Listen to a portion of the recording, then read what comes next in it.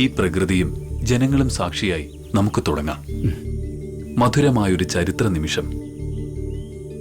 കുമാരു,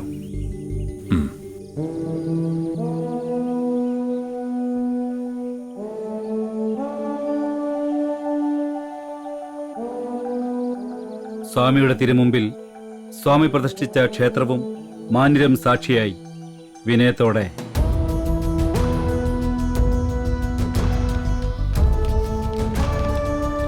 അരുവിപ്പുറം ക്ഷേത്രയോഗത്തെ ശ്രീനാരായണ ധർമ്മ പരിപാലന യോഗം എന്ന സംഘടനയാക്കി കമ്പനി നിയമമനുസരിച്ച് രജിസ്റ്റർ ചെയ്തിരിക്കുന്നു. ഈ യോഗം വന്ദ്യനായ അരുവിപ്പുറം മഠത്തിൽ ബ്രഹ്മശ്രീ നാരായണ ഗുരുസ്വാമി തൃപ്പാദങ്ങളുടെ നിർമ്മലമായ നാമധേയത്തിൽ സ്ഥാപിക്കപ്പെട്ടതാകുന്നു. ഇതിന്റെ അധ്യക്ഷതയും ആ മഹാനുഭാവനിൽ തന്നെ സമർപ്പിതമായിരിക്കുന്നു. തിരുവനന്തപുരം കമലാലയം ബംഗ്ലാവിൽ പ്രത്യേകം ക്ഷണിക്കപ്പെട്ടവരുടെയും ഡോക്ടർ പൽപു, എൻ ഗോവിന്ദൻ തുടങ്ങിയ പ്രമാണിമാരുടെയും ശ്രമഫലമായി രൂപീകരിക്കപ്പെട്ടതാണ് ഈ സംഘടന. ഗുരു ലോകത്തിന് നൽകിയ സംഘടന കൊണ്ട് ശക്തരാവുക, വിദ്യ കൊണ്ട് പ്രബുദ്ധരാവുക എന്ന സന്ദേശം പ്രാവർത്തികമാക്കുമെന്ന് അറിയിച്ചുകൊള്ളും.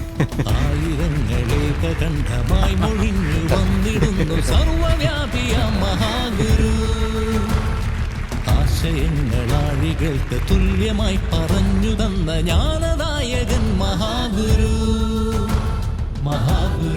ശ്രീനാരായണ ധർമ്മ പരിപാലന യോഗത്തിന് ഇവിടെ തുടക്കമാകുന്നു. ശ്രീനാരായണ ധർമ്മ പരിപാലന യോഗം, ശ്രീനാരായണ ധർമ്മ പരിപാലന യോഗം, ശ്രീനാരായണ ധർമ്മ പരിപാലന യോഗം, ശ്രീനാരായണ ധർമ്മ പരിപാലന യോഗം, ശ്രീനാരായണ ധർമ്മ പരിപാലന യോഗം, ശ്രീനാരായണ ധർമ്മ പരിപാലന യോഗം. പോയ ജീവിതങ്ങളിൽ സൂര്യശോഭയായി മഹാഗുരു, കഠിനമായ വേദസാരമന്ത്രമാകവേ സരളമാക്കി മഹാഗുരു, ജാതി ചിന്തകളെ ദൂരെ മാറ്റിയ കർമ്മധീരന മഹാഗുരു, സ്നേഹസാന്ദ്രമാം ഭാഷണങ്ങളാൽ ശാന്തി ശ്രീ മഹാഗുരു, നിരന്തരം നിരാമയൻ നീയേ.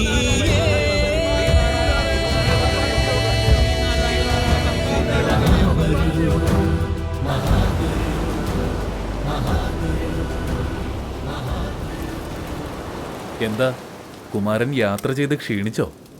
ഇല്ല സ്വാമി, യാത്രക്കിടയിൽ എന്തെല്ലാം കണ്ടു? കവിത മാത്രം. എന്തെല്ലാം കേട്ടു?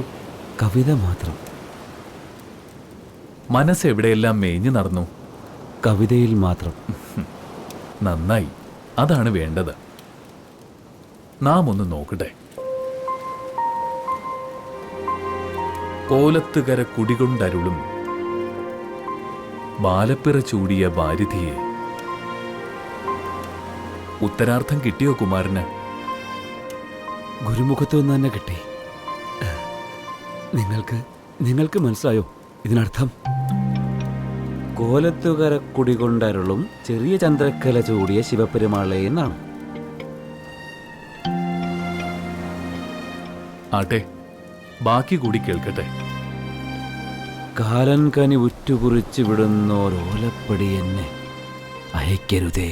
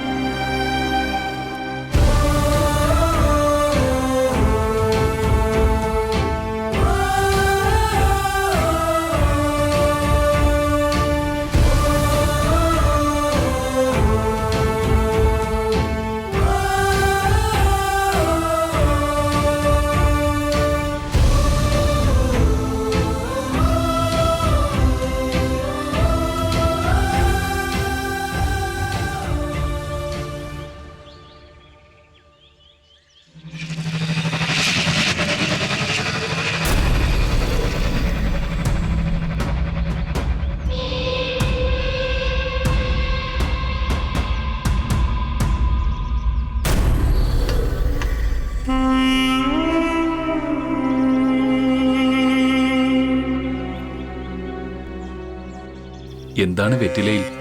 ഒരു പൊന്മോതിരമാണ്. നമുക്ക് മോതിരം ആവശ്യമില്ല. വിലപ്പെട്ട മോതിരമാണ് സ്വാമി. വെറ്റിലയും ചുണ്ണാമ്പും ആയിരുന്നെങ്കിൽ ആർക്കെങ്കിലും നൽകായിരുന്നു. പൊന്നിനല്ലേ എന്നും വിലയുള്ളൂ സ്വാമി. വാക്കിനോളം വില വരുവോ?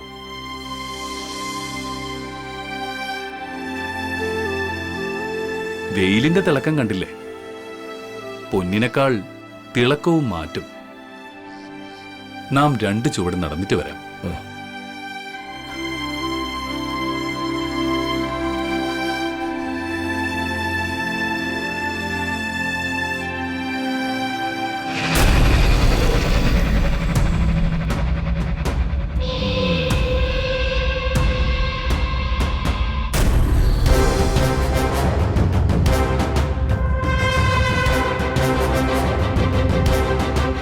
വെറ്റിലേരുന്ന പൊന്മോതിരം എവിടെ?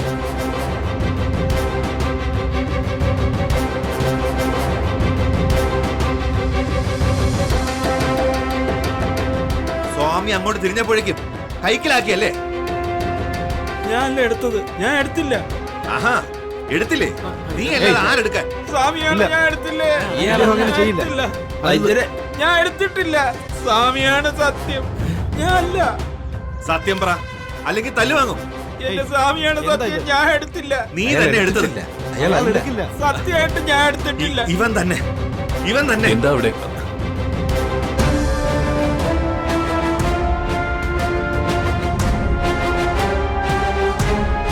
സ്വാമി, സ്വാമി, ഞാൻ സ്വാമിക്ക് തന്ന മോതിരം ഇവൻ മോട്ടിച്ചെടുത്തു. സത്യമായിട്ട് സ്വാമി ഞാൻ എടുത്തിട്ടില്ല. ഞാനല്ല, ഞാനല്ല. നിങ്ങൾ പൂർണ്ണ മനസ്സോടെയാണോ മോതിരം തന്നത്? അതെ സ്വാമി. മോതിരത്തിനൊപ്പം ആഗ്രഹം ഉണ്ടായിരുന്നോ? ഇല്ല, മോതിരം മാത്രമേ ഉണ്ടായിരുന്നുള്ളൂ. പൂർണ്ണ മനസ്സോടെയാണ് മോതിരം തന്നെങ്കിൽ പിന്നെ ആരെടുത്താൽ എന്ത്? അത് സ്വാമിക്കായി സമർപ്പിച്ചതല്ലേ? ഇതാണ് നാം നേരത്തെ പറഞ്ഞത്, വാക്കിനോളം വിലയില്ല പൊന്നിനെന്ന്. വ്യസനിക്കണ്ട, നമുക്കറിയാം എടുത്തിട്ടില്ലെന്ന്.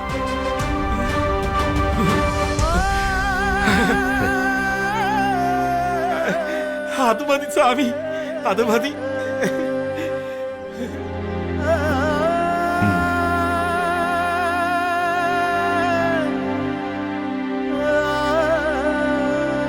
സ്വാമി,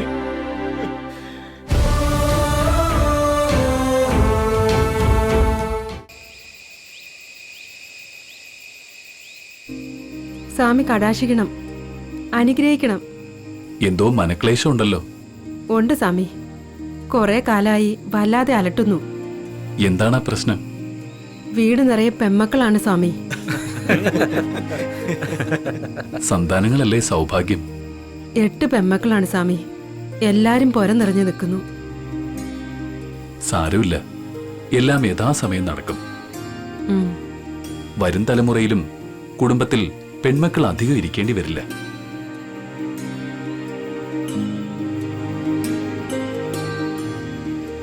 മനസമാധാനായി സ്വാമി. ഇനി വേണം സ്വസ്ഥായി ഒന്ന് ഉറങ്ങാൻ. സന്തോഷത്തോടെ മടങ്ങിക്കൊള്ളൂ, എല്ലാ സൗഭാഗ്യങ്ങളും ഉണ്ടാവും. ശരി സ്വാമി. വാ മോളെ. സ്വാമി വന്നിട്ടുണ്ടെന്നറിഞ്ഞ് എത്ര പേരാ വന്നത്? വന്നോട്ടെ, അതും ഒരു സന്തോഷം.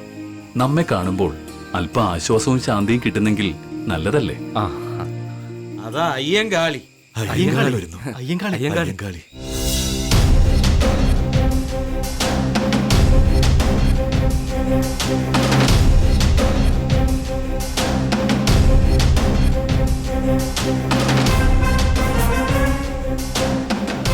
അയ്യങ്കാളിയാണ്. അനുമതിയുണ്ടോ? അയ്യങ്കാളിയെ കാണാൻ നാം കാത്തിരിക്കുകയായിരുന്നു.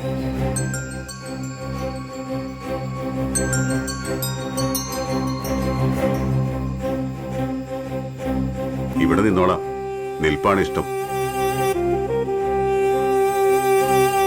നാം അങ്ങോട്ട് വന്ന് കാണാനിരിക്കുകയായിരുന്നു. വേലുക്കുട്ടിയുടെ കാര്യം പറയുകയും ചെയ്തു. വേലുക്കുട്ടി അന്ന് തന്നെ പറഞ്ഞിരുന്നു. സ്വാമിയെ സൗകര്യമായി കണ്ട് സംസാരിക്കണമെന്ന് പലവട്ടം ചിന്തിച്ചതാ. ഇപ്പോഴാ നടന്നേ. ആശിച്ച സമയത്ത് നടന്നില്ലെങ്കിലും നിശ്ചയിച്ച സമയത്ത് നടക്കും. ആ പറഞ്ഞത് ശരിയാ. അയ്യങ്കാളിയെക്കുറിച്ച് ധാരാളം കേട്ടറിഞ്ഞു, കുറെ ഊഹിച്ചറിഞ്ഞു. ആദ്യം കാണുന്നത് ഇപ്പോഴാണെന്ന് മാത്രം. നാം ഇതിനു മുമ്പും സ്വാമിയെ കണ്ടിട്ടുണ്ട്. അതെപ്പോ? അന്നത്തെ ശിവരാത്രി നാളിൽ ഞാനും ഉണ്ടായിരുന്നു. അതൊരു നിയോഗമാവാം. വലിയ മാറ്റങ്ങളുടെ കൊടുങ്കാറ്റ് അവിടെ തുടങ്ങി. അയിത്തത്തിന്റെ പേരിൽ അകറ്റി നിർത്തപ്പെട്ടവർക്ക് ദൈവത്തെ ദർശിക്കണം, പ്രാർത്ഥിക്കണം. അങ്ങനെയല്ല സ്വാമി, അതൊരു വിപ്ലവം തന്നെ. ശിവൻ മൂന്നാം കണ്ണ് തുറന്ന പോലെയായിരുന്നു ആ പ്രതിഷ്ഠ. അതുവരെയുള്ള സങ്കല്പങ്ങളെയും കീഴ്വഴക്കങ്ങളെയും ചുട്ട് ചാമ്പലാക്കി. കാലം ഓരോന്ന് ചെയ്യും, അല്ല ചെയ്യിക്കും. അയ്യങ്കാളിയുടെ ശൈലിയും നാം ഇഷ്ടപ്പെടുന്നു. സ്വാമി നെയ്വിളക്ക് പോലെ കരിയും പുകയും ഉണ്ടാകാതെ ലക്ഷങ്ങൾക്ക് പ്രകാശം ചൊരിയുന്നു.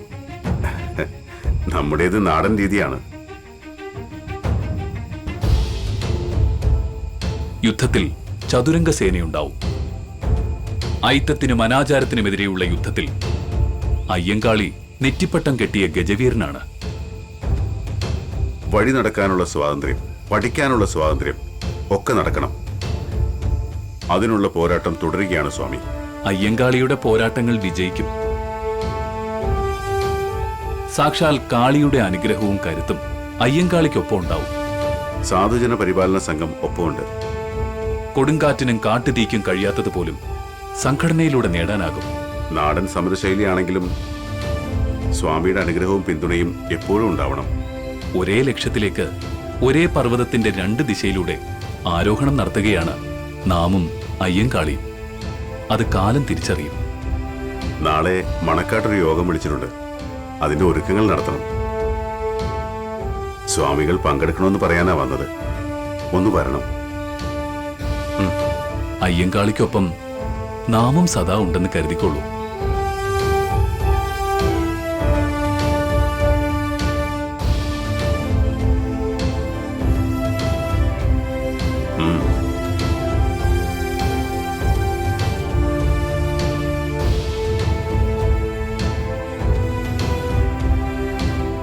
തലയിൽ വട്ടക്കെട്ട് കെട്ടിയ സിംഹം. ഇവന്റെ ഗർജനം കാട് വിറപ്പിക്കും, നാടും വിറപ്പിക്കും. ശത്രുക്കൾക്കിനി ഉറക്കമുണ്ടാവില്ല.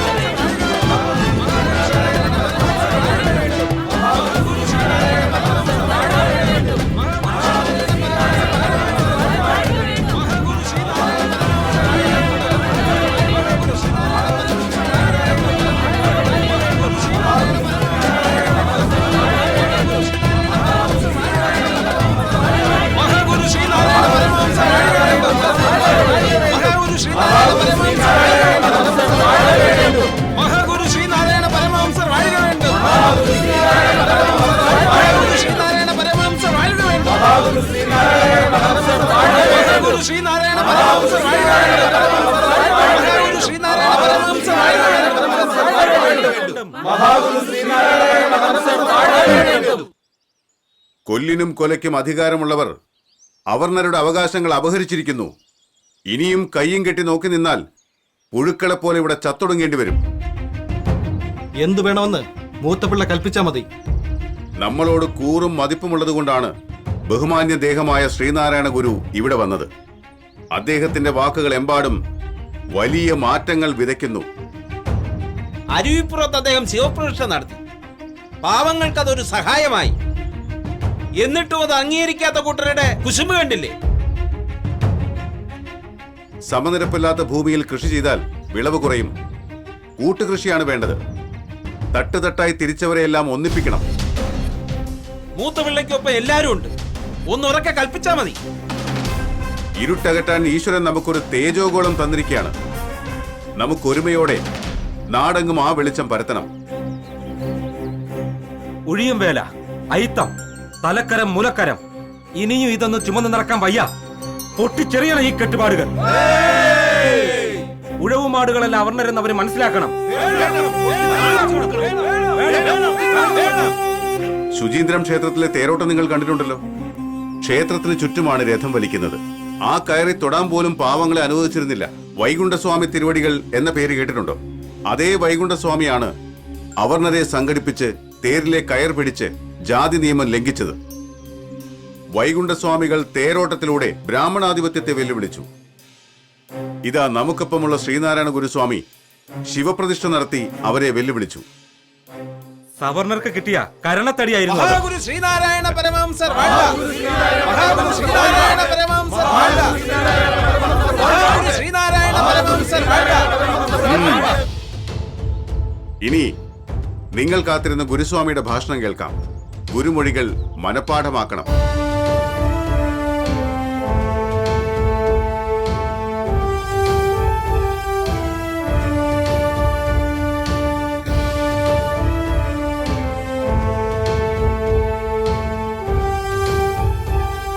ആത്മസഹോദരങ്ങളെ, കാളി നമുക്ക് പ്രിയപ്പെട്ട ആത്മസുഹൃത്ത്. മനുഷ്യരൊക്കെ ഒരു ജാതിയാണ്.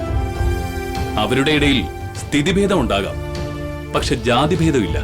ചിലർക്ക് പണവും പഠിപ്പും ശുചിയും കൂടുതലായിരിക്കും, മറ്റു ചിലർക്ക് അത് കുറവായിരിക്കും. ചിലരുടെ നിറമായിരിക്കില്ല മറ്റു ചിലരുടെ നിറം. ഇമാതിരിയുള്ള വ്യത്യാസമല്ലാതെ മനുഷ്യർക്ക് ജാതി വ്യത്യാസമില്ല. ധനവും വിദ്യയും ഇല്ലാത്ത കുറവ് വളരെയുണ്ട്. ഇത് രണ്ടും ഉണ്ടാവണം. വിദ്യാഭ്യാസം പ്രധാനമായും ഉണ്ടാവണം. ഗുരുസ്വാമി, പള്ളിക്കൂടത്തിൽ നമുക്ക് വിലക്കല്ലേ? അതിനാണല്ലോ കാളിയും സംഘവും രാപ്പകൽ എത്തിക്കുന്നത്. അറിവുണ്ടായാൽ ധനവും ശുചിയെല്ലാം ഉണ്ടാവും. നമ്മുടെ കയ്യിൽ പണമില്ലല്ലോ സ്വാമി. നിങ്ങൾക്ക് പണമില്ല എന്ന് പറയുന്നത് ശരിയല്ല. നിങ്ങളെല്ലാം പണമാണല്ലോ. അത് മറ്റുള്ളവർ ചൂഷണം ചെയ്യുന്നതേ ഉള്ളൂ. ദിവസേന ജോലി ചെയ്തുണ്ടാക്കുന്ന പണം മദ്യപാനം ചെയ്തും മറ്റും പാഴാക്കരുത്. അതിൽ ഓരോ അണ വീതമെങ്കിലും മാസം തോറും ഒരു പൊതു ഭണ്ഡാരത്തിലിട്ട് പൂട്ടണം. നിങ്ങളുടെ കുട്ടികളെ അതുകൊണ്ട് വിദ്യ അഭ്യസിപ്പിക്കാം. മാസം തോറും എല്ലാരും ഒരു പൊതുസ്ഥലത്ത് സഭ കൂടണം. വേണ്ട കാര്യങ്ങൾ ആലോചിച്ച് തീരുമാനിക്കണം. അനാഥ ജന്മങ്ങളല്ല നിങ്ങൾ. സിംഹരാജനാണ് കാളി. നയിക്കാൻ കാളിയുള്ളപ്പോൾ നിങ്ങൾ എന്തിനു ഭയക്കണം? തല്ലാൻ വരുന്ന കയ്യെ അറിവ് കൊണ്ട് തടയണം. അടിമയാക്കാൻ വരുന്നവരെ മൂർച്ചയുള്ള ചോദ്യങ്ങൾ കൊണ്ട് തുരത്തണം. വിദ്യ കൊണ്ട് പ്രബുദ്ധരാവുക, സംഘടന കൊണ്ട് ശക്തരാവുക.